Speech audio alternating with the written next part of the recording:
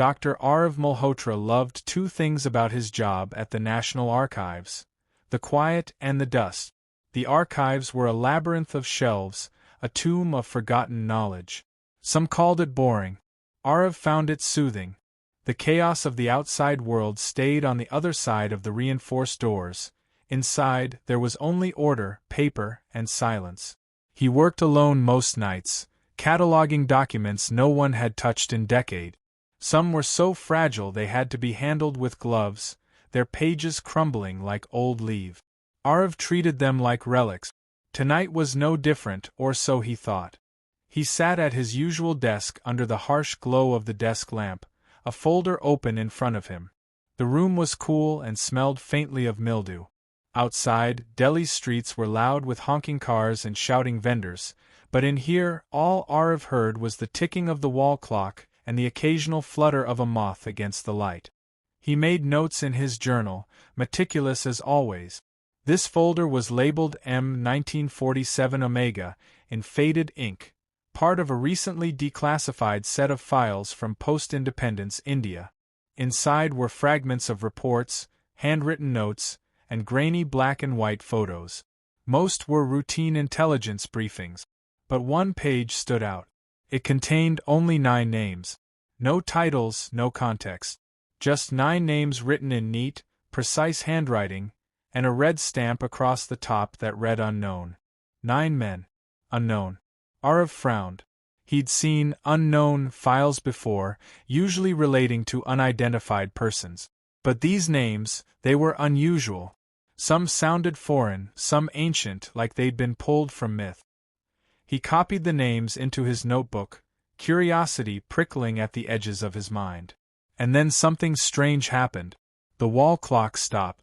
The tick-tick-tick that had been his background music all evening went silent. Aarav looked up. The second hand was frozen. He glanced at his watch, still working. The silence felt heavier now, as if the entire building was holding its breath. And then, faintly, from somewhere deep in the stacks, came the sound of footsteps. Aarav stiffened. No one else was supposed to be here tonight. He waited, listening. Thet. Slow, deliberate. He stood, heart beginning to race. "Hello," he called out. The footsteps stopped. He moved cautiously between the rows of shelves, his lamp casting long shadows on the concrete floor. Nothing. No one. But when he returned to his desk, his notebook was open to a fresh page, and written there, in handwriting that was not his own, were 3 words. "Do not look." Aarav's breath caught in his throat. The ink was still wet. He spun around, but the room was empty. And then the power flickered. Once, twice. The lights went out. For a few moments there was only darkness. And in that darkness, just before the emergency lights came on, Aarav could swear he saw them. 9 silhouettes standing perfectly still at the far end of the room, watching him. When the lights came back, they were gone. Aarav sat back down, hands trembling, forcing himself to breathe. He told himself it was exhaustion. Isolation playing tricks on him. But when he turned back to the folder, he saw something that hadn't been there before. The page with the 9 names had been replaced. In its place was a blank sheet of paper. Except it wasn't blank. Pressed into the page, faint but unmistakable, were fingerprints. 9 of them. Aarav didn't sleep that night. He went home at dawn, locked his apartment door twice, and sat at his kitchen table with the notebook open. The 3 words, "Do not look," glared back at him in someone else's handwriting. By 10 a.m., he had convinced himself it was a prank. Maybe one of the junior archivists had snuck in as a joke. Maybe he'd imagined the silhouettes in the dark. But the fingerprints haunted him. He had taken the page to the archive's security office before leaving. The guard, a sleepy man named Suraj, had glanced at it, shrugged, and said there had been no motion detected on the security cameras all night. "No one went in or out after you," Suraj said. So how had the page been changed? The next night, Aarav returned to the archives. Everything looked normal, but it felt different.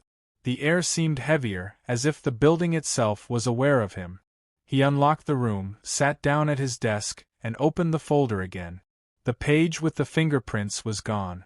In its place was another list of 9 names, not the same ones as before. 9 new names.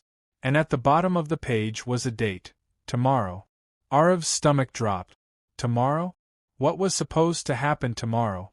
He copied the names down and decided to do something he had never done before.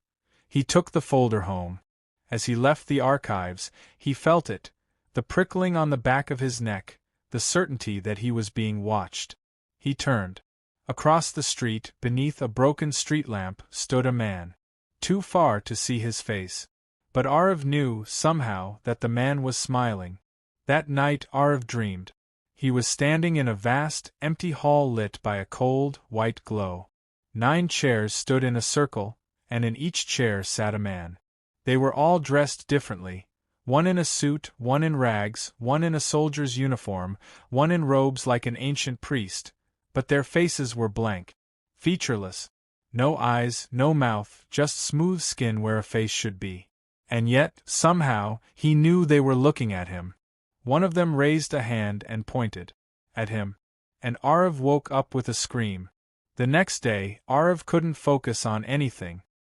He found himself searching for the names online, and discovered that 3 of them belonged to men who had died within the last month, all in mysterious circumstances. Another was missing. The rest he couldn't find at all. By evening, Aarav was sweating and restless, his pulse quick. And that's when he noticed it. Someone had been in his apartment. The chair by his desk had been moved. His notebook was open to a new page. And written there, in the same neat, alien handwriting, was a single sentence. "You are next." Panic gripped him. He grabbed his phone, dialed the police, then stopped. What would he tell them? That 9 faceless men were haunting him through classified files? They'd think he was mad. He put the phone down. And then, 3 knocks on the door. Slow. Measured. He froze, staring at the door. Another 3 knocks. Aarav's heart thudded in his chest. He moved silently to the peephole and looked out. Nothing. The corridor was empty. But when he stepped back, something slid under the door. A piece of paper. On it were 9 fingerprints. Fresh. Still glistening. The next morning, Aarav didn't go to work. He didn't leave his apartment at all. But at exactly midnight, the power went out. And in the reflection of the darkened window, Aarav saw them. 9 silhouettes standing behind him in the apartment. Watching. Aarav didn't remember standing up. One moment he was staring at the dark window, 9 silhouettes reflected behind him. The next, he was spinning around, and the apartment was empty. But he could still feel them there. The air seemed charged, like before a lightning strike. He grabbed the folder, stuffed it into his bag, and fled into the night. Delhi was still awake. It was always awake, but as he stumbled through the streets, the city felt wrong. Every face he passed seemed to linger on him too long. Every shadow seemed too deep. When he turned into a narrow alley to take a shortcut, he stopped dead. At the far end of the alley, beneath a single street lamp, stood 9 men. They were exactly as he had seen them in his dream. One in a suit, one in rags, one in a soldier's uniform, one in robes. But now they had faces. And they were all smiling. "Who are you?" Aarav shouted, his voice cracking. None of them spoke. Instead, one of them, the one in the suit, stepped forward. He held out a gloved hand, palm up. On his palm was a small scrap of paper. Aarav's stomach turned as he read it. It was his name. And beneath it, today's date. "No," Aarav whispered, backing away. The 9 moved forward as one, their footsteps perfectly in sync, slow and deliberate. Aarav turned and ran. He didn't remember how he got back to the archives, only that he found himself at the heavy front doors, fumbling with his keycard, heart hammering in his chest. He needed answers. He needed to know what this was. Inside, the building was dark and silent, but he didn't care. He sprinted through the aisles until he reached the records room, pulled the folder from his bag, and spread the contents across the table. Names, reports, obscure references to the keepers of knowledge. and one final page he hadn't noticed before. It contained a simple message. The 9 choose. Aarav sat heavily, his breath ragged. Choose? Choose what? As if in answer, the lights flickered. And when they came back, the 9 were standing in a circle around him. Close enough to touch. Their faces were calm, almost kind. The one in the robes stepped forward and placed a finger to his lips. Do not look, a voice said, though his mouth never moved. Aarav's mind reeled. Why me? He whispered. The man in the suit stepped forward and spoke aloud this time, his voice smooth and deep. Because you looked anyway. Aarav's head spun. His mind flashed back to the first night, the page that warned him, the footprints, the message in his notebook. He had been told not to look. But he had looked deeper. He had taken the folder. He had copied the names. He had pulled himself into something ancient, something secret. What do you want from me? He begged. The soldier stepped forward, placed a heavy hand on Aarav's shoulder, and for a moment, just a moment, Aarav saw everything. Wars, assassinations, plagues that had been stopped before they could spread. He saw scientists working in secret, preventing disasters that history never recorded. He saw 9 figures standing over the centuries, watching humanity like shepherd. They weren't ghosts. They weren't human either. They were guardians or jailers. The man in the suit spoke again. One of us is gone. The circle must remain 9. You have been chosen. Aarav's breath caught. Chosen? He looked down. The folder on the table was gone. In its place was a single black book with no title. Its pages were filled with symbols he didn't understand, but when he stared at them, they began to make sense, like they were teaching him as he read. He could feel knowledge flooding his mind, burning like fire. No, he gasped, clutching his head.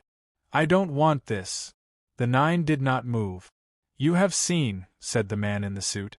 You cannot unsee. The circle must remain.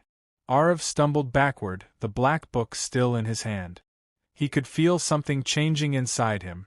His heartbeat slowing, his breathing deepening until it felt unnatural. When he looked up again, the 9 were gone. But in the reflection of the glass case beside him, there were 10 silhouettes, including his own. Aarav didn't remember leaving the archives that night. He only remembered waking up in his apartment, the black book still clutched to his chest. But everything felt wrong. The morning sunlight didn't feel warm. It felt like light shining through glass, like he was watching the world from behind a window.